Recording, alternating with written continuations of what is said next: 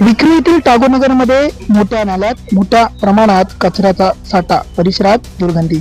विक्री पूर्व मधील टागोरनगर ग्रुप नंबर 3 येथे असलेल्या दादासाहेब गायकवाड उद्यानाच्या शेजारील नाल्यात मोठ्या प्रमाणात कचऱ्याचा साठा, पालिकेचे दुर्लक्ष यामुळे परिसरात दुर्गंधी पसरली आहे.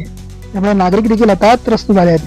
आज शुक्रवारी दिनांक 23 मे रोजी दुपारी 2च्या सुमारास समाजसेवक डॉक्टर योगेश भालेराव यांनी या नाल्याची संपूर्ण पाहणी केली व पालिका अधिकाऱ्यांकडे हा नाला साफसफाई करण्याची मागणी देखील व्हिडिओच्या माध्यमातून केली आहे.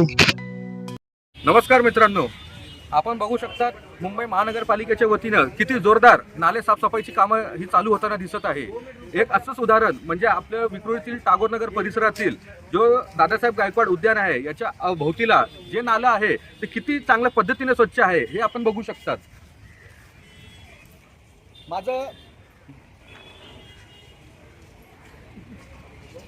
महानगरपालिकेला एकच म्हणणं आहे की आता अवकाळी पाऊस हा कधी पडू शकतो. राज्य शासनाने हवामान विभागाने येलो अलर्ट हा जारी केला आहे की पाऊस हा मुसळधार पडण्याची शक्यता आहे आणि ह्यासोबतच पावसाळ्याचा सीझन देखील जवळ आहे आणि कचरा बघा कशा पद्धतीने हा तुंबून पडलेला आहे. तर याच्यापासून डेंग्यू, मलेरिया यासारखे आजार हे उद्भवू शकतात आणि स्थानिक नागरिक आणि ही गजबजलेली वस्ती असल्यामुळं 100% इथं मच्छरांचा वावर हा पूर्णपणे दिसून येतो आहे.